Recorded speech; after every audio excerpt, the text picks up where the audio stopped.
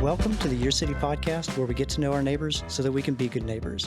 I'm your host, Aaron Williams, and before we get started, we're going to say a thank you to our sponsor. Our sponsor for today is Polymathic. Polymathic is focused on promoting community and local living. If you'd like to work with them on these goals, reach out with an email to contact@polymathic.company. Today, I'm joined by Jake Collins, who is a history teacher and coach at Mountain Brook High School and has written a book on the history of Homewood. We're going to talk to him about Homewood's history, his passion for it, as well as his roles in the school system. Jake, thank you for coming onto the show. Thanks for having me. Yeah. So you're a member, maybe even a founding member. I don't know exactly how it works, but the Homewood Historic Preservation Commission. Right. Right? Mm-hmm. What is that? So the Homewood Historic Preservation Commission works to identify areas in Homewood that are worth preserving because they have historic significance. And there's also some areas where we can educate people about tax benefits of restoring certain properties instead of just knocking them down. And there's a lot of federal grant money out there to renovate historic buildings. And so we were making a lot of progress with that up until about 2 years ago. And then when COVID happened, it kind of shut everything down. So we're kind of getting back on track now about making businesses aware of what opportunities are out there, and then looking for grant money to help people who may have a historic building, but they may not have the funds to renovate it, but maybe we can point them towards some grants that can help them do that. Okay. So you're looking for places in Homewood. Mm-hmm. How do you identify that's historical, that's not historical? So being a teacher, a couple of summers ago, I had some free time and went down to the Birmingham Library, and I pulled every parcel file of downtown Homewood. Mm-hmm. And so what that is, in the 1930s, there was some kind of government program where they assessed the taxes as tax assessor files in the Birmingham Library, and somebody just decided to save them. But what it is, it's a brief history of the property, and usually they would take a picture just so they could assess the value of the property. Well, somebody decided to keep all those, so I went downtown and pulled every single piece here, and I created a spreadsheet that has, here's roughly when this was built. Is it still there? Yes or no? How old is it? All that kind of stuff. And then I would take a picture of that picture and then stick it into the spreadsheet.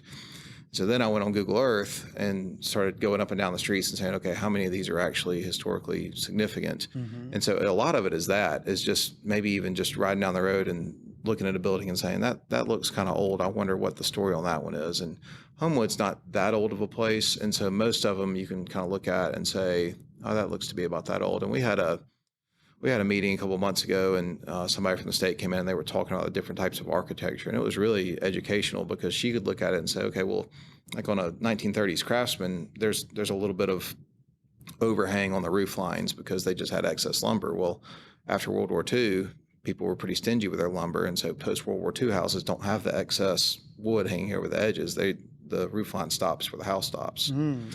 And so even little things like that, we can kind of drive around and identify buildings and areas that are of historic significance. So just looking at the way that it's constructed can really help inform you on that type of stuff.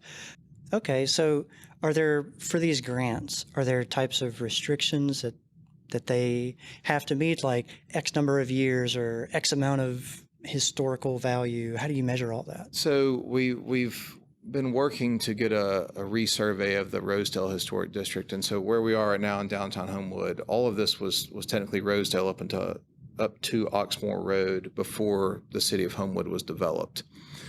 So what's left of Rosedale now is mostly back behind us up towards Red Mountain. And so we have worked with a company to resurvey all that. And what they're looking for is anything that's older than 75 years. Okay. And so they did this about 20 years ago, and some of those houses weren't quite to that point yet, but now they fit within that 75-year window. And so now we can look at that neighborhood and say, well, actually, there's a lot more that's historically significant now than there was when we did this 20 years ago. So that's one way that we've done that in downtown Homewood. So once we've identified, all right, historical property, we can get a grant for restoration? Is that what it's for? So the one that we were trying to get was for Union Missionary Baptist Church, and so it's one of the African American Baptist churches over here in Rosedale, and it's been around for about 130 years. It's not the same structure that's there now, but we did a structures report. We've had engineers look at it, and then the fact that it's going to fit into a historic district builds a foundation to make it more eligible for some of these grants. So the one that we applied for this spring, we actually didn't get, which was a little bit disappointing. But our understanding of the grant process is you just kind of have to keep knocking on those doors and eventually one's going to open up. But what we were trying to do was get funds to look at the foundation. There were also some issues up in the roof that probably needed some attention. So it's really just a structural issue that we're looking at it for some of these buildings. Just to help maintain them and keep them going. And this homeowners, though you mentioned a church, but homeowners can also benefit from this type of thing? Yes, there are some tax benefits. For example, if my understanding of it is if you renovate your home, there are certain things you can do that go along with the National Park Service's recommendations for renovations. Now, some of them are pretty tedious. I mean, most people want to use energy-saving windows now, and that doesn't necessarily fit in the criteria. But there are opportunities for businesses, and I believe homes too, where there are some benefits for historic preservation. Okay, very cool, very cool. And the HHPC, this is what they're dedicated to doing in it. You're a member. Are there a lot of other members? What is your role? Yeah, so it's changed a lot. When this first started 5 or 6 years ago, it was coming at a time when there was a lot of development happening in Homewood. And there's always been a vocal group about, I don't want to see these buildings torn down. We have to stop this from being torn down. And so that seemed like that was kind of the idea behind the commission, that it would be somehow a board where you would have to come to us and we would approve what you can or can't do in your renovation.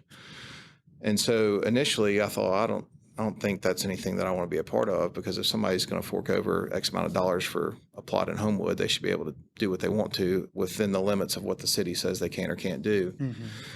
But I decided to join it anyway, just to see what was going on. And so we spent the first 2 or 3 years kind of butting our heads against this. Well, you're not going to be a design review board because most people in the city don't want that. There is a minority of people who would probably like something like that, but most people in Homewood, if they spend the money to buy a house, they want to build what they want to build. Yeah.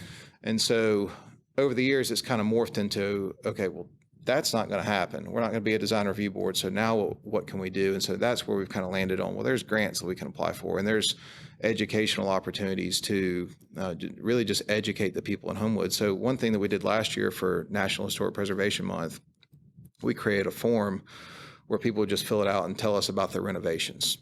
And so we were able to highlight about 30 different houses, different companies that had taken a historic home and renovated it, but maintained a lot of the charm and character of the original home. So even the home that I live in, we didn't do it, but the front part of our house is still the old 3-1 that was built in 1932. But then the back part has been a newer addition that's got the things that a modern family needs.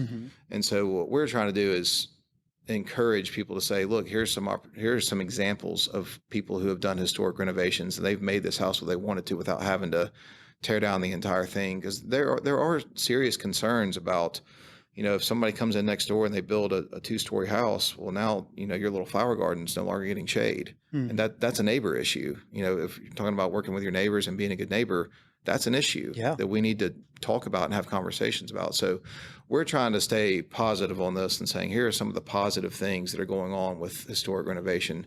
So another example, the old Homewood Theater building right over here on 18th Street, it's been all kinds of things. It was a toy shop, it's been a bicycle shop, and now there's a furniture store in there. When they were renovating it, they took back everything that had been done over the last couple of years. So now you can see kind of some of the original ceiling left over from the theater. They found some original doors. I mean, it's incredible. And so we want to highlight that kind of stuff and post that on Instagram and Facebook and say, look at what this company did. Look at what these individuals chose to do. A little bit of like a rediscovery almost. Right. This is what we can do in Homewood, because we have these buildings and we need to, when possible, we need to make this happen. Now, I certainly understand that we may get into buildings. certain places and say, this thing's old and it's not in great shape and it's got to go. And that's going to happen sometimes. But where we can, we want to encourage people to try to renovate and keep that charm in Homewood. So not everything can be salvaged. Right. Yeah. And it's interesting that you said that you joined because you wanted to make sure that property rights were being respected. That's kind of where it Essentially. started? Yeah. I mean, I didn't really agree with what I was being told was the vision of the commission, but I think this is, I mean, as a history teacher, I see this every day, but it's really important for us not to say, well, here's where I am and here's where these people are, and we're just not going to be on the same page. So let's just not have conversations. Instead, I said, well, I've got the time right now. This is before I had kids, and I've got the time. I'll join this and we'll see if we can maybe steer the conversation somewhere else and see if we can get something positive out of this. And it's taken a long time. And that's kind of hard to get people to understand. Sometimes these government commissions, we just can't snap our fingers and fix all these problems overnight. I mean, it's taken years to get to where we've got a good footing and we know what we want to do, and people are starting to catch on to it. Okay, gotcha. Do you guys have like a lot of community support, or is that something that y'all are trying to rally? Still building that. So we'll go back to these forums that we were having pre-COVID. The first one, maybe a dozen people. Second one, 20 or 30 people. Then we had a showing of this documentary that we did, and there were a couple hundred people that showed up for that. Well, then everything shuts down. So our next forum is going to be in about 2 weeks. This is going to be the first one that we've had in a couple of weeks. So we're really trying to get people there to listen. And we get it. It's hard. A lot of times we meet on Tuesdays at 7:00, and people may have kids playing baseball or soccer, whatever it is, and it's hard to get to those things. But we're trying to encourage people to say, or at least make people aware of, we're meeting. Here are the things that we're talking about. We post our minutes on our Facebook, Instagram page so that people can know what's going on. I think what you were saying a little bit earlier about you joined because you didn't agree with it and you wanted to talk to them to see if you could find that middle ground of, hey, can we migrate? That is such a lost art these days, I think, of talking things out that with people that you disagree with and finding where you can agree. That I think that's extremely respectful. I do this really funny thing in my classroom where I think it's got to be something in the colonies where the founding fathers had to have a consensus about something. They had to all agree. And so I'll stop a kid on the way into class and say, hey, just go along with me here. However the class votes, you vote the opposite. And I'll say, all right, who wants to listen to music today while we do work? Well, every high school kid raises their hand. I say, okay, well, who doesn't? It's got to be unanimous, and there'll be that one kid. And immediately it's, what's wrong with you? Why would you not want to do that? And I kind of let it go for 4 or 5 minutes, and the poor kid's just getting blistered by everybody else in the class. But I'll stop it and say, all right, guys, you just had an opportunity to compromise, which is what this whole country is built on. You had an opportunity to compromise, and you chose to say, well, you have a different opinion, therefore you must be wrong. And so it's challenging to teach kids failed. that. Yeah. So it's hard to teach kids that. But I mean, even as adults, my initial reaction was, I'm not going to be a part of that. But we've still got to be willing to have those conversations and try to find middle ground with people.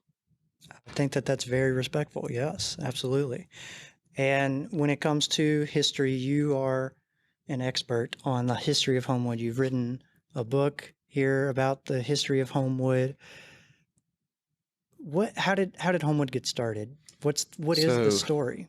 Well, I mean, I can go really in depth here, but I'll try to keep this brief. Surface level. Just kidding. Go as deep as you want to. Well, in the early 1800s, when Andrew Jackson was bringing a lot of troops from Tennessee down through this area to conquer some Creek tribes, a lot of them came through this area. And so then after those Creek Indian Wars, they all went back up to Huntsville, and they thought that was some good land down there. Go back and buy that. And so you get the Watkins family and the Byers family and all these families move in here. Well, they just kind of sit on it for a while. Nobody really does anything. Well, then as Birmingham continues to grow, people slowly start to move over the mountain. So there were some houses here. In the 1850s, there was a cabin in kind of the Edgewood area. There's a house on Salter Road that was built around 1870 that's still there. The Kent family came in 1899 from Tennessee, driving all kinds of cattle to West Homewood. But people really didn't start settling here until the later 1880s. That's when you see a lot of population here in Rosedale, which is what's Homewood. And then going west, it was just kind of rural farmland. And what's there is a sad thing about this. So there's no 1890 federal census. That one got burned up in a building. And so I can look at an 1880 census and just kind of say, okay, well, it looks like there were 20 or 30 families here. And then by 1900, there's all kinds of people here, and it's super diverse. Rosedale's very diverse. And so you've got the development of Rosedale, you've got Hollywood over here, you've got Grove Park, you've got West Homewood. There's all these different little pockets of places. And there was a guy named Charles Rice who said, why don't we just make one city? We'll call it Homewood. And so that happened around 1926. Homewood just was really a quiet suburb. There was a lake along Lake Shore where a lot of people vacationed. There was a racetrack that was never really finished, but a motor country club out there. So this was kind of a vacation area. And throughout the 40s, 50s, 60s, especially post-war, everybody moved into this area. Well, then it got to the point where all these kids in over the mountain are going to Shades Valley. And so that was becoming overpopulated. And so Homewood decided that it was probably time for them to start their own school. And so the schools around here had always been kind of ahead of the game. I mean, Shades Cahaba started in 1920, and that was really the first high school that was pulling people from Hoover, Bluff Park, Homewood, what's now Vestavia, wasn't Vestavia then. But this little valley has always really been ahead of the curve as far as it was really the first city to incorporate. They're the ones working towards their own school system early on.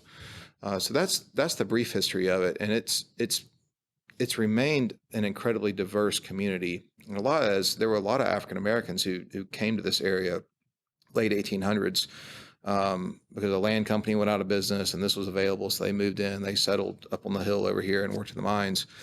And when I was working with some of the African American people in this book, I started doing research on their families, and because they didn't know a whole lot about their grandparents. But I start going back 3-4 generations, and I can find them popping up in just rural counties in Alabama, Mississippi in 1870, in that first census where African Americans were actually counted as citizens. And so it's just fascinating to see that migration into this valley. And then you look at it in 2022, and Homewood's still an incredibly diverse community. And it's been like that since the early 1900s. I mean, if you look at a census record of Rosedale, you'll see it is what it is. This is what it says on the census record. You'll see W's for white people and you'll see B's for black people, and you'll see them living right next door to each other in downtown Homewood in the 1920s. And that's pretty rare. And that's not to say that there weren't ever issues or ever problems, but I think one of the things that's made Homewood good is the way that it developed. It's always been a diverse place, always. That integration before it was really, mandatory, right? Because that was an effort that they made in the 60s is to mandate integration. Yeah. And so then when Homewood High School started in the 70s, they obviously integrated. And it was interesting to talk to people from Rosedale who went to Rosedale High School, and some of them would tell me that was one of the worst things that they thought happened in their neighborhood, because that was kind of their identity. I mean, they were really proud of that high school. And then when they all went into Homewood, they kind of lost that neighborhood identity. And so, that school hadn't been around in a long time. And I mean, most of them, their kids, their grandkids have all gone to Homewood, and they said, we love Homewood, but that was kind of our school, and that was pulling from all over the place. And so even in the early 1900s, Homewood, it wasn't Homewood, but this area was providing opportunities to a wide range of people, which is really unique. Yeah. You mentioned that. Okay. So it's a collection of neighborhoods, and Mr. Rice comes in and says, hey, why don't we create a city? I grew up in a time where no, the cities are already on the map. New cities don't just pop up like that, right? So what is do you know the process of what it takes to incorporate a new city? I don't, but I do know that there was some, I think it was the 1960s, but there was some drama about this where Birmingham was attempting to annex Homewood, and a lot of people in Homewood didn't want that to happen because they wanted their own school system. And there's even been talk about this in education that, you look at Homewood, Vestavia, Mountain Brook, Hoover, those are all really good school systems. Then you go 5 minutes this way or that way, and it's maybe not as good. And so there's been some drama over the years about, well, why does Homewood get all of this and why do they get this? But I think what those early guys saw was that if we want to do what's best for the people in this community, then we need to have our own city. And then eventually it became, we need to have our own school system so that we can make sure that we have our hands on this. And that's not to say there weren't some bad motives in there somewhere, but it's hard to find those written in a book anywhere. Sure, sure. It seems to me like community has just hearing all of this has been extremely important to the people who have lived here since it was founded. It's like community has always been a big focus, a driving force as to why Homewood came to be. Yeah, it is. And so even just in those neighborhoods, I mean, it's the benefit of these neighborhoods all coming together and being as one is really unique. And when I talk to people who move here, that's the number one thing they talk about is community. They just say, well, it just seems like everybody is a good neighbor and like everybody gets along and there's people walking everywhere. And I mean, that was my experience growing up. I mean, my dad grew up in Leeds, which is another really cute small town in Alabama. My mom grew up in Tuscumbia, which is another great little small town. And so I think that's why they were both drawn here is this is like the town that I grew up in the the 50s and 60s. And even in my neighborhood, my parents still live in their house in the house that I grew up in. They bought it in 1980. And so when I was a kid, we were the young family on the street, and everybody across the street, older people. There was this guy across the street every morning would come out, no shirt, smoke a pipe, and read the newspaper every morning. And so now my parents have been there since 1980, and they're probably the older couple now on the street. And so it's just interesting to see all these other young families around them, and they've seen this whole cycle. But even as a kid, I mean, I was around those old guys enough where one of them one day just asked me, he said, "Do you know what all this was? A long time ago." I was like, "I'm a kid, I don't know." So this was a cattle farm. There were cows everywhere, and I just remember looking around and thinking, surely these houses have been here forever. But as a kid, I just couldn't comprehend that this was somebody's farm, in 1900, and now there's all these houses here, and all this stuff changes. But even in that neighborhood, I mean, it was like The Sandlot where I grew up. I don't know if you've seen that movie. But Yeah. that's how it was. There were 10 guys that I graduated high school with within a 5-minute walk. And so in the summers, I'm sure I'm exaggerating this, but it feels like every day we would wake up and we'd go eat lunch at Dino's or Sam's, and then we'd spend 2 hours in the baseball card shop, and then we'd go back to Philip and John's house and we'd play wiffle ball all afternoon. Go home and eat with our parents, go back over there that night and play spotlight, kick the bucket, capture whatever it was, and then go back home and then wake up and do the same thing the next day. And it was the best because there were kids everywhere, and we just kind of roamed around. And there was even a day where it's one of those blistering hot days, and I'm sure we wanted to stay inside and play GoldenEye or something. And Philip's mom was like, "No, y'all are going to the pool." I mean, just like in the movie The Sandlot, it's too hot. Y'all go to the pool. So we all pack up and go to the pool. None of us bring sunscreen. We all get sunburned. We're there all day. Get roasted. But just that community feel, and like I'm still best friends with all those guys. We've known each other since kindergarten. We're in each other's weddings. Half those guys live here now, and so our kids are friends with each other. And even when I say that, sometimes there's this stigma that's like, "Oh, you're one of those Homewood people who grew up here." But like, there's a lot of people who have moved here that have just kind of jumped into some of these groups, and those lines aren't as distinct as other places I've been. I mean, I've lived in other places in the country. My first 2 jobs, I was in Savannah, Georgia, and then Dothan, Alabama. And in both of those places, like if you weren't from there, you were just kind of an outsider. And it's hard for me to say that being from here, but I've never really gotten that sense to that level of some of these other places I've lived, where Homewood really is a community, and most people here really do want what's best for the community. And you see that in the athletic teams, you see that in show choir, you see that in our band that's got half the school is in the band. I mean, that's not what you get in other places, but the community really cares about that stuff. And then you run into these people who give their time. And there's a lady who worked with the band, Miss Burton, for years, fixing outfits and sewing outfits, and just quietly did that and never made a parade about it, never made a big deal out about it. But you knew who she was, and she was there serving the community because she valued that community. I think that's amazing and extremely unique. A lot of people want that. Right. They desperately want the neighbors that they feel like they can trust and they can get along with and build together with, So And a lot of that stuff's modeled. don't take it for granted. Yeah. And so a lot of that stuff is modeled by our parents. Like I said, everybody around me growing up was a little bit older, and just watching my dad always help those people. Okay. So then my wife and I buy our first house in Edgewood, and the guy living next door is a World War II vet. He's in his 90s. And, it's a natural thing. Well, I saw my dad do it, so I'm going to go to him and say, well, what what can I do? Do you need me to cut your grass? Do you want to go to lunch with it? Whatever it is. And so you're getting into this like generational thing about this special community. I mean, there's people at Shades Cahaba that are fourth generation Shades Cahaba people now because they want their families moving back here and getting that same experience. Very cool. Going into the history of Homewood, you talked kind of like 40,000 foot view of it. Are there any that you would say significant events that like, okay, this altered the trajectory? Yeah. So certainly the resistance of annexation into Birmingham was a big one. What is annexation? What exactly? So Birmingham wanted to take over Homewood and bring that into Birmingham, be part of the school system, part of the. You're just now a neighborhood of Birmingham, right? You're a subset of Birmingham. Okay. Yeah, and there were enough people in Homewood that resisted that, so I think that was huge. I think the creation of the school system was a really big one. The education at Homewood that I got was really good, and I think when you talk to people who want to move here now, well, why do you want to live in Homewood? Why do you want to live here? Most people say, well, the schools are great.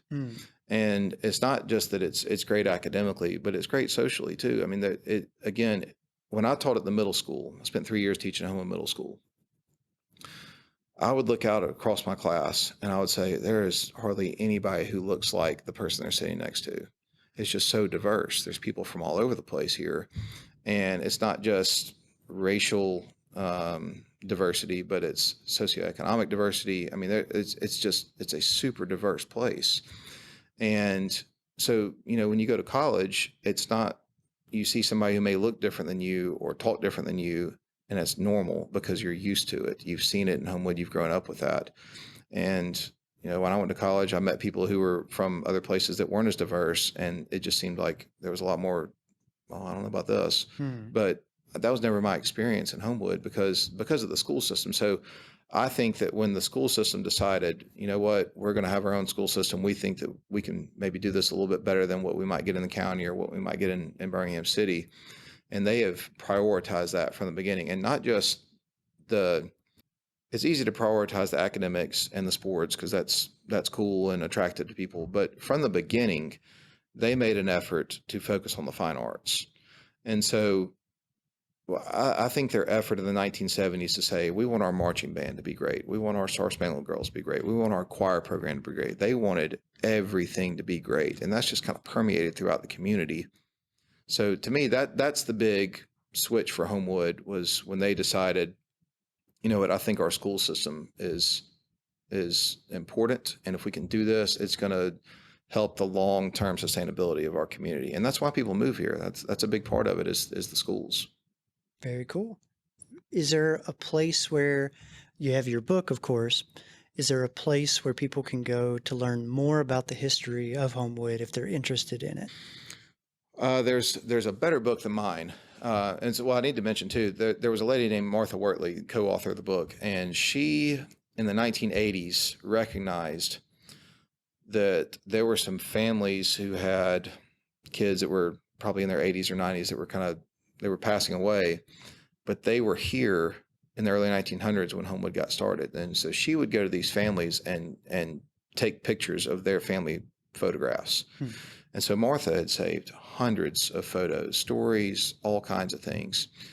And so she did a lot of work with this book. There's another book by a lady named Masumi, and she wrote this about 25 years ago, and it goes into the details of, well, here's what happened when Birmingham tried to take over the city. Here's how the school system was created. And she goes into way more detail. This book, I was limited to 250 words, I think, per picture or something like that.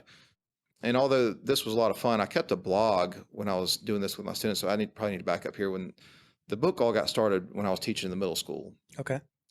I was teaching ancient world history, and I'm not into ancient world history that much. I mean, Rome was cool, but the rest of that stuff, I mean, there's only so many weeks I can spend in the Indus River Valley before I'm just kind of checking out.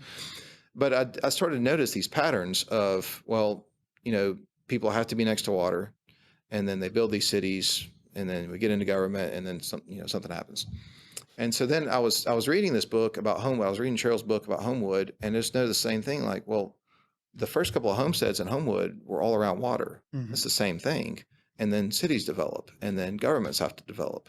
And so it's really it's the same pattern. It's just here it is in Homewood. So then I thought, all right, well, what if I start finding some of these historic places in Homewood, taking pictures of them, and then, I don't know, I'll just give kids a bonus point or two if they'll just go take a selfie and post it on Instagram.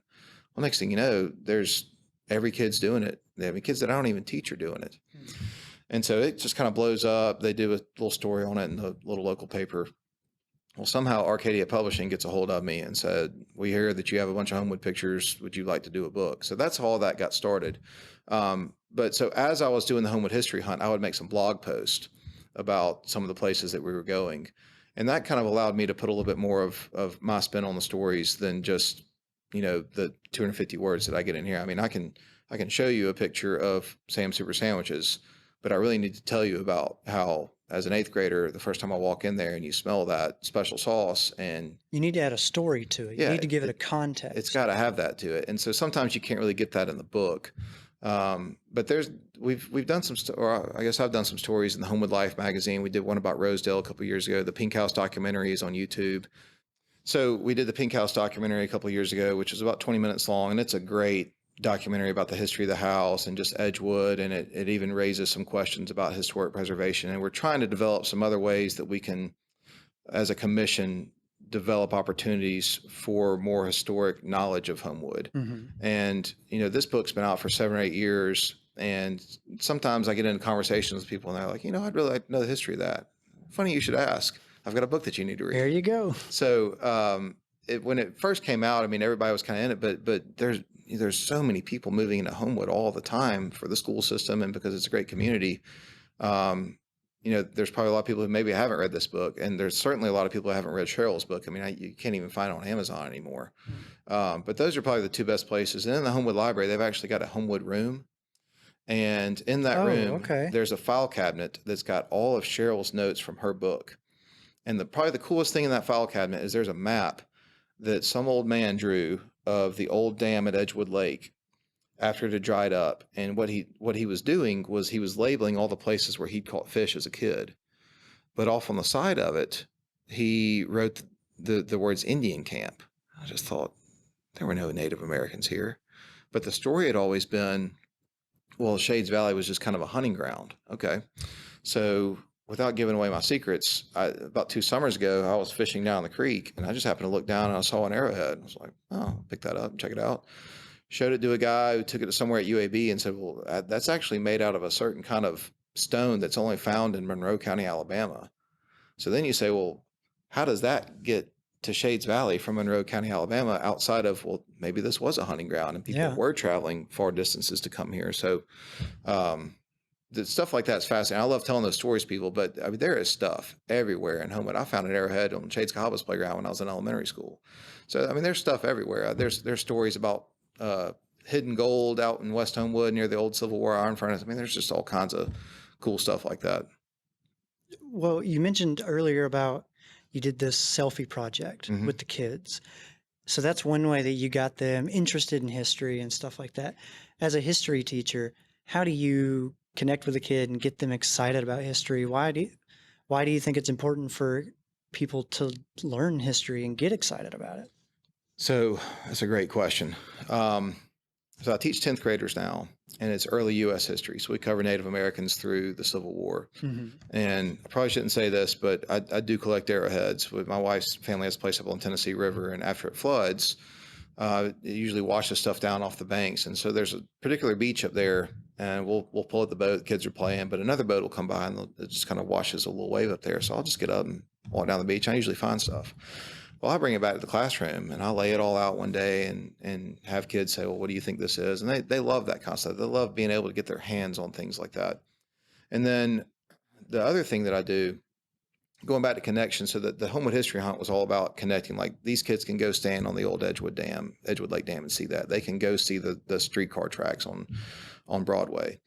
But what I do now, I do this family tree project in the springtime. And so there's a grant you can get with Ancestry where you can get it free for your schools. And so all our kids are one-to-one devices. And so I teach them, I take 2 weeks and I teach them how to research their family trees. And so, a lot of people say, oh, I've got an aunt that's already done this. No. I don't want your aunt's project. I want your project. So I teach them how to do it for 2 weeks. Then we learn the Civil War through the eyes of their ancestors. So like last year in one class, I had 7 kids in that class who all had an ancestor at Chickamauga. 3 of them were from the North, 4 of them were from the South. And so I wasn't even going to talk about that battle. But then when I find that out, I'm like, Now you I've got to spend all day on this. And so we did. And I mean, I put up a big map on the screen. I said, now y'all need to go find where your ancestors, I taught them how to put their ancestor on a map. And, this year, this happens every single year. I'm grading projects, and there's a picture of a Civil War soldier, a picture of a Civil War soldier, 2 different projects. That's the same guy. And so I call one of them up to my desk. I said, are you and this guy, are y'all cousins? I said, I don't think so. I said, well, I think you are. And so I said, don't say anything, but text that other guy, tell him to come down here. So he walks down there, and I put the 2 posters out, and I say, look at this. And he starts looking at it. He goes, that's my poster. I said, well, look at the other one. And he's looking, and he looks at his buddy. He's like, well, we're related? He said, we're best friends, and now we're cousins. And so they legitimately, families are best friends, and they had no idea. So now when I say, okay, let's talk about the battle this guy was in. Well, those guys are engaged. I mean, when I can say, hey, here's where your ancestor was on the second day of Gettysburg, running through Devil's Den, attacking Dan Sickles, and they can see that on a map, and they can hold a document in their hand that says, well, yep, according to his file, that's where he was. I mean, they're into that. They love it. And so I hate that I kind of have to, it's going to make it sound bad, but I get through the rest of American history, but then when I get to the Civil War, I kind of camp out there for a while, because it's the first time that they can actually see, oh, this person in my family was actually here, and I've made a real connection with this. And that's what's so hard with teaching history today is the number one question is, why does this stuff matter? And even in the current political climate, you want to start having some of these conversations about things. Well, here's what happened here with inflation and pet banks in the 1830s. We're seeing inflation here. So what are the similarities here? And it's so hard to dance around politics with that stuff, because all it takes is one person saying, I don't think I like what my teacher said today about that certain political view, even though I'm just trying to get them to have these conversations. Luckily, I work at a place where I've never really had that issue, and most kids are understanding of, like, he's just trying to get us to think. Yeah. But it's all about making connections. And going back to the history hunt, kids made connections to it. They loved it. It was something fun. I don't know that they necessarily got the depth of the connection of the development of civilizations like I was thinking about. But to me, if they're learning about any history and they're having fun and they're in 8th grade, that's probably a good thing. That approach of making those connections of like, hey, this is how history has impacted you personally. That genealogy project allows you, it gives you a little bit of ammunition to say, hey, these events that I know and I have studied and everything like that, I can place your family at that event. And that right there is immediately going to connect a lot stronger to, oh yeah, that's a thing that happened, whatever. It's like, no, that's a thing that affected me. Right. Like that's powerful. It's a lot of fun. And at the end of the year, I always ask kids, well, what was your favorite thing this year? 100% family tree project. Why can't we just do that all year? Like, well, we have to learn about the American Revolution and, reform. Some other ideas. Other things we need to learn about. Yeah. We've talked about how to get kids interested in history. How did you get interested in history? What made you passionate about this subject? So there's a couple of things. My mother minored in history in college. Her dad was a representative in the state house in Alabama, and he was a storyteller. And I never knew him. He passed away before I was born. But he grew up in what was originally built as a slave cabin. But then as he got older, obviously slavery was over, he started adding rooms onto it. So my grandmother grew up with 6 brothers and sisters in an old slave cabin. And all that's left of it now are just the 3 chimneys. It's fallen. It was still standing when I was in high school. But the first time I ever went up there and I saw that old house, and then we walked up the bluff behind it, and there's some old shelters up there, rock shelters. And I just thought it was the coolest thing in the world. I said, there have been people, like, there were Native Americans here, and then there were white people here, and then my ancestors were here. Like, this is super cool to actually get to walk around and see this stuff. And actually this past winter, I met up with a guy who grew up out there, and as a kid worked for my great-grandfather. And he took me up in these bluffs and actually showed me some Native American drawings that are in a cave. I had no idea they were there. Mm. And he could walk straight to them because he'd been up there since he was a kid. And it was just fascinating to see things like that. And then on my dad's side of the family, my dad's dad was a little bit too young to be in the war, but my grandmother had 5 older brothers that were all in World War II. And a couple of them had passed before I was born, but one of them essentially lived with my grandparents, or it seemed like he did. He may not have. But he was first wave at Omaha Beach. And he died, I think, when I was 10 years old. But I remember we'd see him every Easter. And a lot of guys, like my mom's father, he wouldn't talk about World War II ever. I mean, I was told, don't ask. Mm-hmm. But Uncle Winnan would talk about it. And so I might be in the living room playing with something, and my dad and Uncle Winnan would always be sitting at the table. And every now and then my dad would say, hey, you need to hear this. Come here. And as a 9-year-old kid, to be able to listen to a man talk about running off that boat, looking around and saying, I'm not doing this, sticking his head in the sand. And it took somebody running by and grabbing him and saying, you have to keep moving or you're going to get killed. Yeah. And then a month later, he's in his pictures in the newspaper. He's, just destroyed a German half-track and it's front page Anniston Star. But to be able to hear him tell those stories, and I was, when you're 9, you think that war is cool. It's obviously not. They romanticize it very heavily, Yeah. especially in the old newspapers and media and everything. But to be able to see that guy and think like, this guy's a hero. Mm-hmm. He did all these things. And even as I get older now, that wasn't his first invasion. He'd been in North Africa, Sicily, Italy, and then he did that. That just doesn't make any sense. But as a kid, to be able to hear those stories and talk like that, those guys are different. Like, I want to learn about those people. And then in elementary school, I wasn't a great reader, but I remember there was one section in the library that had these little short historic biographies. I remember reading about Davy Crockett and just thought that was the coolest guy in the world, and watched all the Disney movies, had a Davy Crockett birthday party, all the stuff. And but those books were always available because nobody else was reading them. Mm-hmm. Everybody else was reading these like cool science books or something. And I'm just plowing through these historic biographies of people. And I just could not put those down. It was really the only thing that I ever really enjoyed reading about. But then even as I became a history teacher, it really wasn't until I started getting into the genealogy thing that I really got into understanding this stuff. And it really just came to me. The first time I was teaching U.S. history, I just remember calling my mom and saying, don't you have something from one of your great-grandfathers that was in the Civil War? She said, yeah, we've got this little pen from a reunion that he went to. And so what did he do in the war? And she said, I don't have any idea. Well, then I start digging through it, and I'm like, man, this guy joined when he was 15. I'm playing video games when I'm 15, like eating pizza and drinking Pepsis all night. This guy's like riding with Nathan Bedford Forrest. Like that's different than what I was doing. But then you start digging into that stuff, and then it's led me down all these rabbit holes. I mean, I can tell you about some of the most obscure battles from the American Revolution because there was somebody in our family that was there, and nobody ever knew. Nobody ever took the time to research that stuff. So it's been a steady progression, but I think once I got into the genealogy stuff, it took off. Really? I'm really fascinated by it. I mean, for you to have a Davy Crockett birthday party, I mean, you were already I was already into it. Yeah, you were already there. Yeah. I personally love history. There's a podcast that I listen to about it, and when it gets into World War II type stuff, like, man, that's a very messy period. There's a lot of crazy stuff going on in there.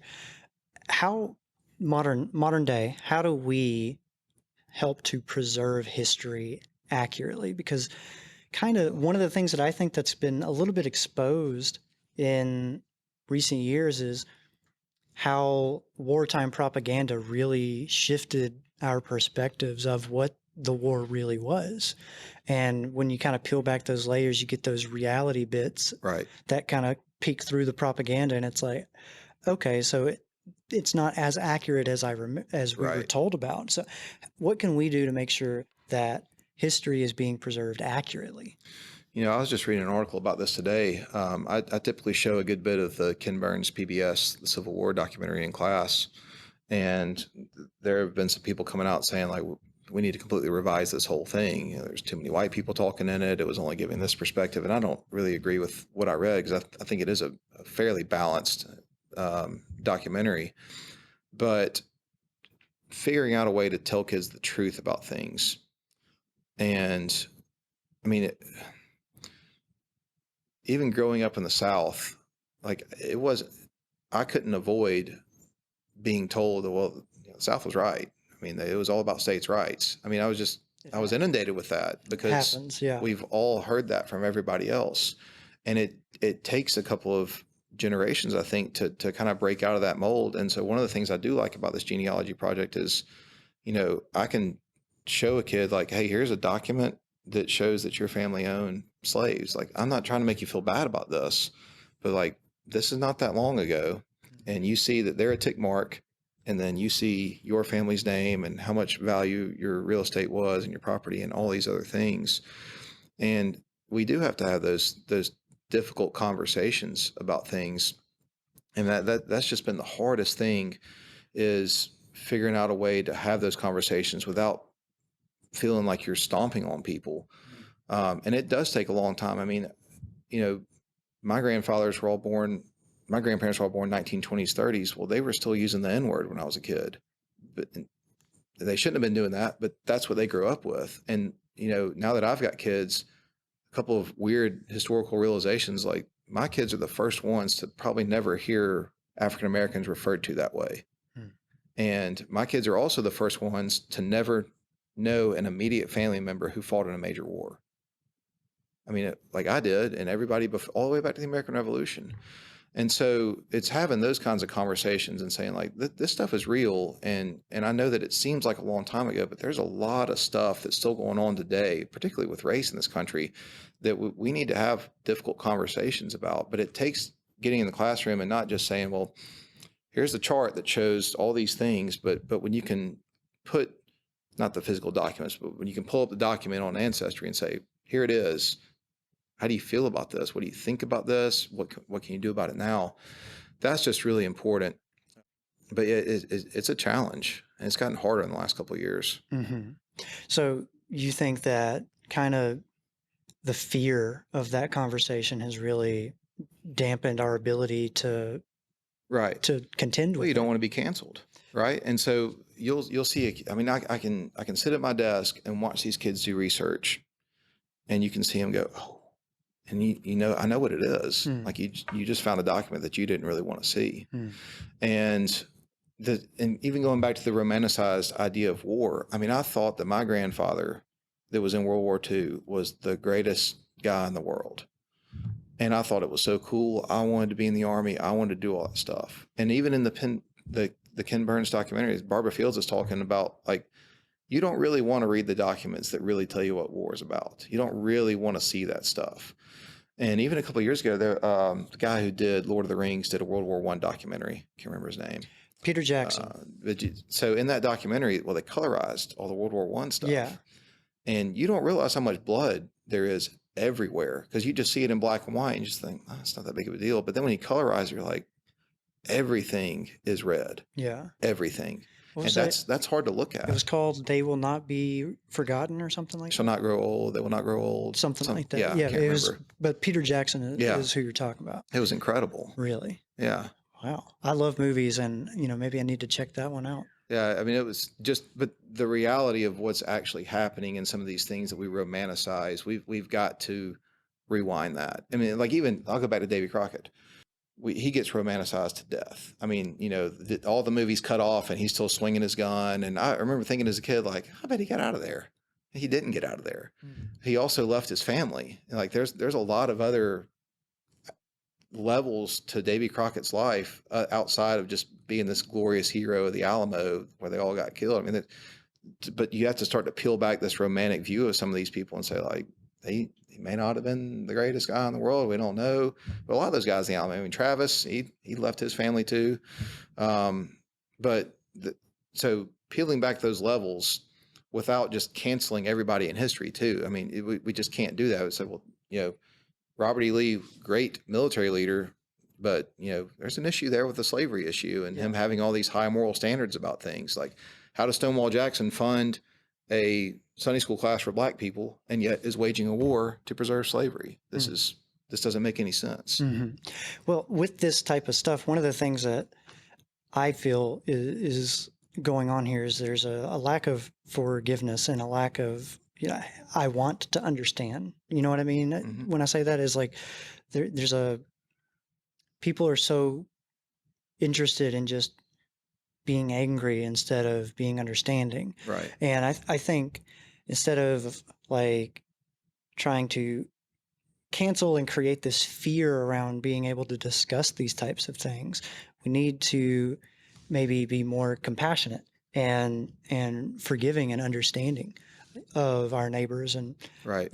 like it seems to me like what you've been describing here, one of the ways to preserve history accurately is to not be afraid of it. Right. Because that fear of history of like, well, I'm a little afraid of this being reported as truth leads us to not accurately describing it. And if you can't accurately describe it, how are you going to accurately learn from it? Right. Right? Right. But that's a challenge, it's a really difficult one. It is. I don't know. Any advice on that one? No. Just have those tough conversations. Yeah. You got to have those difficult conversations. Don't be afraid of it, I guess. All right. So let's turn it a little bit away from history. Let's talk about Jake. All right. So, history teacher, coach, member of the Preservation Society, A lot going on. husband, father, all sorts of happenings. How do you make sure that all of your commitments are being respected? It's hard. My wife is, she also works full time. She's a rock star. She handles stuff a lot better than I do. But it's constantly saying, okay, well, what's up next? And we have these conversations. We had one last night for a long time. What are the things in our lives that we're given attention to that's taking us away from the things that really matter? And so it's hard to balance that stuff. And so my kids are 5, 3, and 1. So we're not really in the meat of a lot of busyness right now. My 5-year-old played soccer for the first time this year. So that's just one extra night a week. But, the fall is always fairly consistent because it's a consistent football schedule. We play on Friday nights, Saturdays, we just kind of want to lay around and watch football. I do. My wife doesn't really want to, but that's fine. But it's kind of a consistent busyness. And in the springtime, you get a Tuesday night game that gets rained out. Well, now it's Wednesday night. Okay, well, I was supposed to go to church on Wednesday night. Now I've got to rearrange this, and now we need to find child. I mean, it's just constantly reevaluating things. And even in the last 2 years, I think I've just kind of decided like there are some things I've got to cut out because we're spread so thin. And it's not even just the time commitment aspect of it. It's just the mental aware of some of these things.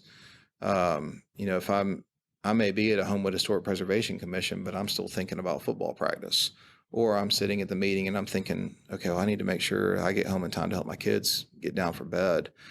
And so we've just distracted ourselves so much with social media and all these other things, but it takes a constant reevaluation of what are the things we're doing with this week? What are the essentials, and what are the things that we may say, that's a good thing, but I don't know that we can really do that and still keep it together as a family, because that's got to be the most important thing. I mean, when we got married, my wife said, we will have sit down meals together. Well, my family, we did when I was little, but then, once we got into sports, I was playing sports, my sister was playing sports, like we were always on the move. But so far, we've done really good about saying we're going to sit down, we're going to eat meals together. But it's a commitment. I mean, there are other things in our lives that we don't get to do as much. I mean, and it's hard when you see your friends or other people off doing things that you would like to be doing, and you've chosen to do these other things, but they're choices that you make. We're told that, when your kids are 5, 3, and 1, that this is a stage and they'll get a little bit older and a little bit more independent, and you can, start doing other things again. Well, you get all sorts of new worries and concerns. More things to do. Right. That's what my mom said. I said, man, if, once our kids just get a little bit older, I won't have to worry about this. And she said, there'll be something else to worry about. Mm-hmm. So it's challenging. I mean, we do a lot. We're really involved in our church. The school, the teacher coach part of it in itself is a lot. And my wife is super busy at work. She does a great job with what she does. Our kids are in daycare. My parents are here. So, trying to work in grandparent time and trying to go see my wife's family in Tennessee. It's a lot. Well, that constant assessment and I guess reprioritization helps keep you on track. Right. Right. Mm-hmm. And you mentioned earlier, you left, you went to Savannah, you went to Dothan, and they said, nah, you're not one of us, get out. Well, So I'm just making maybe a in joke. Savannah, yeah, but not so much in Dothan. Dothan was a really good work opportunity. I was fortunate to be a offensive coordinator at a very young age for the football team, and the guy I worked with was awesome. He's a head coach now up in Huntsville or Madison, and it was a really great experience. And it was a neat little town. I had a family kind of adopt me down there. And it was great. I went to Chester's mother's house every Sunday for lunch, and she just made this huge spread. It was awesome. And so they were good to me, but I was single living in Dothan, which is not great. And there was everybody's trying to set me up on blind dates. Like, you can't be single, you're 25 or 26, which was not outrageous. But in a small town, it's like, well, you had some good friends, I'll say that. So they're like, we're going to set you up with this person. Well, long story short, I get set up with somebody, and the girl brings her mother, and then they were overserved, ended up in a huge argument with each other. It was incredibly awkward. But it was at that moment where I decided, if I stay in this town, there's a very good chance that I just may not get married, because I can't. I'm working way too much to meet people, and then I'm getting set up with people that are, arguing with their mothers with a third wheel mother on a date, which was just a bizarre scenario. And so I just said, you know what, I'm going to move back to Birmingham. I want to be in a bigger city, and job at Homewood Middle School popped up, and I was home, and that's what I wanted to do. So I came back here, and then after teaching eighth graders for 3 years, it was like high school has always kind of been my niche. I feel like some people are really good at teaching ancient world history, and some people are really good with eighth grade kids. I just don't think I'm one of those guys. I think I'm a better fit for high school. And so opportunity opened up at Mountain Brook, and it's been a great place to work, and I've been there 7 years. Very cool. So that's what brought you back, was you wanted to get married. Pretty much. Yeah. And so, it wasn't that, well, yeah, I mean, I'd always wanted to have a family, and, most of my friends at that point were married. And so I moved back here, and it's a funny story. I'd met Katie a couple of times because she and my sister were in the same sorority. This is your wife? Yes, my wife, Katie, now. And so when I moved back here, I asked my sister, they're in the same sorority at Sanford. I said, what's Katie's deal? You ever see her around? And she's like, oh, no, I don't think that would work. That's not a good idea. And so there was another girl there that I was hanging out with my sister, Kate, and her other friend. And the friend's like, well, she goes to church at Brook Hills, so why don't you just pop in there on Sunday? And I thought, all right. So go to church at Brook Hills that Sunday morning, and there she is sitting like 2 rows in front of me. And so talked to her after church, and I can't remember if it was that Sunday or another one, but we ended up going to lunch, and that was it. So it didn't take long from moving back here. All right. Well, hey, at least it worked out for you. Yeah, it worked out great. Yeah, that's great. Yeah. This is an improvised question, but we've been talking so much about American history, and you seem to have such a deep grasp on it. Do you have a favorite president, and why? Oh, that's a complicated question. My gut reaction is to always say Andrew Jackson. Okay. But I know he did some really terrible things. Okay. But just definitely not the Indian Removal Act. That was not good. That was bad.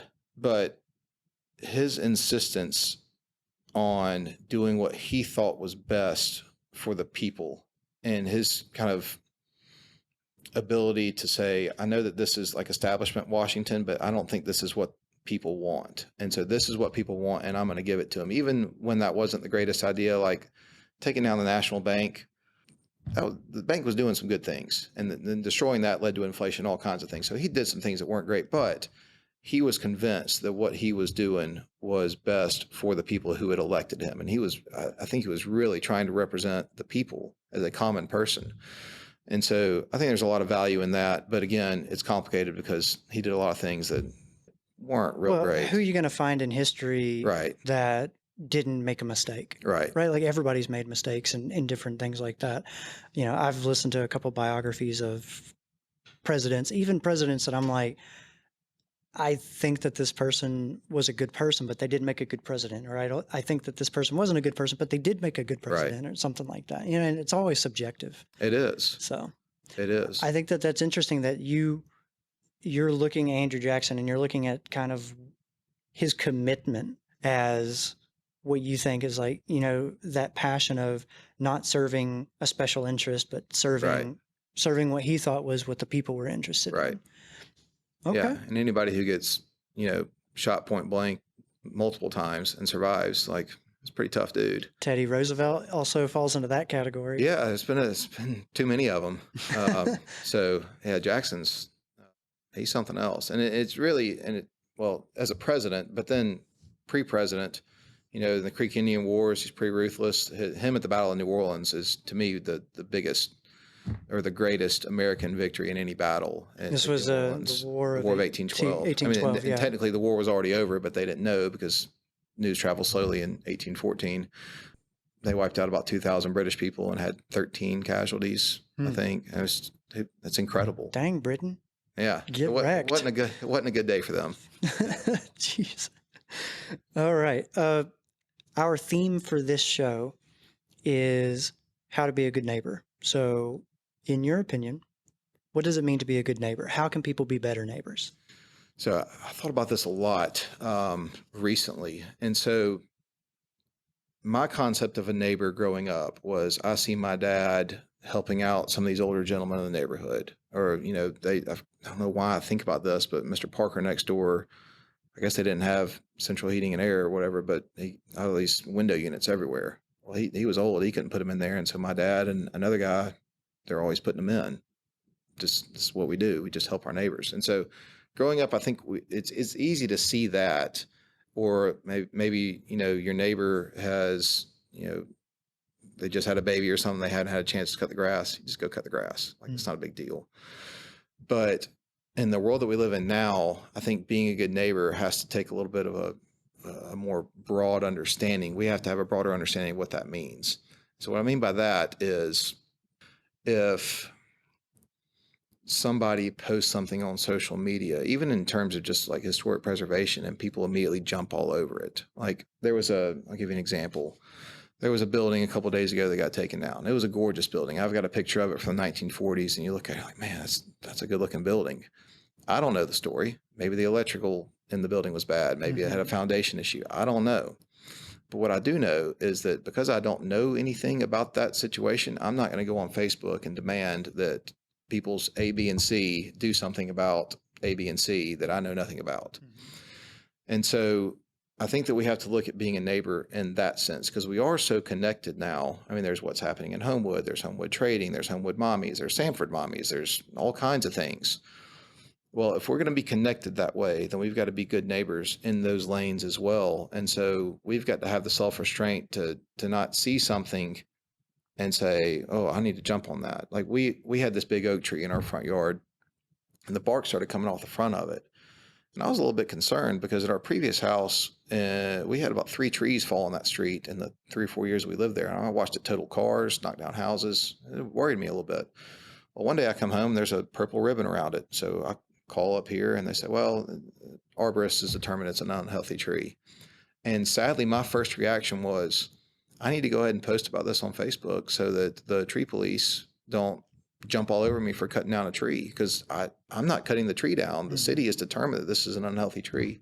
But that flack is going to get directed Right. at you. It's hey, gonna this be, is your property. Right. Like, we need to maintain our canopy. I agree. But I don't know what I can do about that when the city says, well, this needs to come down. I'm going to take their word for it. And so as far as being a good neighbor in 2022, I think we have to look at it like that and say, when we are interacting with people, not just across the street from us, but we're interacting with people on these social media platforms that are so interconnected. Am I being kind? Am I putting other people first? Am I doing those things? And then another aspect of it, going back to when I was growing up, there were so many kids playing sports that were kind of brought into sports by other men in the community. And I can think of one guy who was a Little League baseball coach, and every year, I swear, he drafted the 2 worst guys in the league because they were on his team every year. But I think he was doing that because he really thought, I can invest in these guys. I can, if I can't make them better a baseball player, I'm going to make them feel like they're loved. Mm-hmm. And, my kids, this was our first foray into sports this spring, but I don't know if that stuff may be happening. I don't know. But I heard of another community where they were trading 5- and 6-year-old baseball players, trading them. what are we doing? Yeah. What, like, how is that being a good neighbor? Like, I want the neighbors that say, I know that kid's not very good, but that kid needs to be loved and that kid needs to be coached. And I'm willing to do that. And I saw that from other dads that were my buddies' ages. I saw that from my dad. I saw that. And I just hope that we're still, as I'm about to jump into, sports with my 3 little girls in the next couple of years, I hope that we're still seeing that. I hope that we're still seeing people investing, not just in the neighbors that can do something for them, but the neighbors that can't do anything for them. And that was even a challenge with the book. I might have ended up in a conversation with somebody about pictures. I would literally just walk neighborhoods, especially Rosedale. If I saw somebody sitting on the porch, I'd say, hey, can I talk to you? And sometimes it was no, and sometimes it was sure. And pretty quickly into it, I would try to find out if they had pictures. Well, if they didn't have pictures, like, did I still care about them enough as a neighbor to just say, hey, what do you think about Homewood? What do you think about all this? Or was it, well, they don't have pictures. I got to go to the next house. And I even found myself struggling with that. Like, if they couldn't give me what I needed for the book, then why was I talking to them? There was this one person, I swear I spent 8 hours one Saturday at their house, didn't get one picture. But they wanted to tell me all these stories. And that's what matters to them. And that's being a good neighbor. But you made a friend. I did. So all kinds of experiences like that. Yeah. But being a neighbor it's got to be a bigger understanding than what it was, 20, 30 years ago, because the world's changed. Yeah. Being a neighbor looks differently now. I think that's a good approach there of, saying even online and stuff like that, we need to make sure that we're trying to understand before we condemn. Right. Make sure that we're trying to be understanding of each other. I think that's very valuable. What do you think the city of Homewood should focus on next? One of the things I always talk about is we've got to figure out how we're going to manage historic preservation and the need to continue to grow. And so, being a football coach, I know that if I tried to install the same offense that we ran at Homewood my senior year, we would get drilled every Friday night because it doesn't work anymore. You have to constantly be changing and evolving. Any successful enterprise is always going to change and evolve. I mean, I can't think of any business that does things exactly the same way they did 100 years ago and are still successful. Mm-hmm. So in terms of a city, I think there's a lot of people who are passionate about preserving downtown Homewood, about preserving Edgewood, about not having, these massive houses where there's no yards anymore. I mean, personally, I think everybody should have a yard where they can play wiffle ball in, because that's what I did when I was a kid. And even as I was coming over here, I saw 2 kids across the street playing wiffle ball, and I wanted to go get in with them, but I was like, I got to get to this interview. But sorry, no, we're good. I'll get it tomorrow. But so we've got to figure out how can we value historic preservation, but yet understand that there are going to be things that change. I mean, and I like to imagine this sometimes. All right, so I've got pictures of downtown Homewood from the library where you can literally see cows walking around. So you can go down here and down by Real and Rosemary, you can look down that street and there's cows everywhere. And you can see the building. It's clearly the building, cows. And so I don't want cows walking around downtown Homewood right now. That would smell bad. It would be weird. They get hit by a car. We got a situation. So obviously downtown car might get hit by them. It could be. Well, obviously it's changed. Homewood has changed. And it's been I would say it's a good thing. I don't want cows walking around downtown Homewood anymore. So then, okay, so that's going back 50, 60, 70 years. Okay, so now if I go forward 50, 60, 70 years, do I really believe that all stores are going to be brick and mortar in 50, 60, 70 years? I don't know the answer to that. I'm a history teacher. I'm not a business person, but that's a legitimate question that we need to ask. I mean, if the whole thing is, well, we've got to preserve 18th Street. Okay, well, what if everybody's buying everything online in 50 years? Like, are they just going to be empty buildings, or are we going to have to rezone those residential? I mean, what are we going to do? And so I think Homewood's got to be careful about not just wholesale change because we need to change, but say we recognize that we're unique because we have some of these historic things. I mean, there are structures here, like the Pink House is a great example.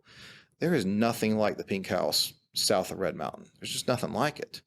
And so we're very thankful that a family decided to purchase that house and save it. Mm-hmm. So that's exciting. That's great. But, we don't want to go so far over here about preservation that a family wants to move into Homewood, but they're not allowed to tear down a 2-1 and build a 3-2 or a 4-2 or whatever it is because they want to be here. But we've got all these rules that say, well, that's not what Homewood is. Yeah. Well, the Homewood right now was not the Homewood from 50 years ago or 100 years ago or 150 years ago. You don't want to freeze yourself in time. Right. Yeah. And, I have this conversation with my friends a lot because, my friends all got married a little bit before me, so their kids are a little bit older. And they're talking about the schools and just other things. They say, man, Homewood's changed. Yeah, it's going to change. And so we can't sit back here and say, well, back when I was at Homewood, it was like this. It's going to change, and we need to figure out how we can make it change the best to try to keep some of this charm that we had when we were kids. But it's never going to be like it was when I was a kid, or some of these other people. And so like the Homewood that my girls grew up with is going to be different than the one I grew up with. And then if my girls move back here, well, the ones that their kids are going to grow up in, it's still going to be a little bit different. But we just got to make sure that we're smart about how we go about that. And I think that if we can be smart about figuring out this development stuff with houses, I mean, that seems to be the big issue, is that people are upset about smaller houses being taken out. And I will say, it does seem like it's kind of pushing some of the middle class out.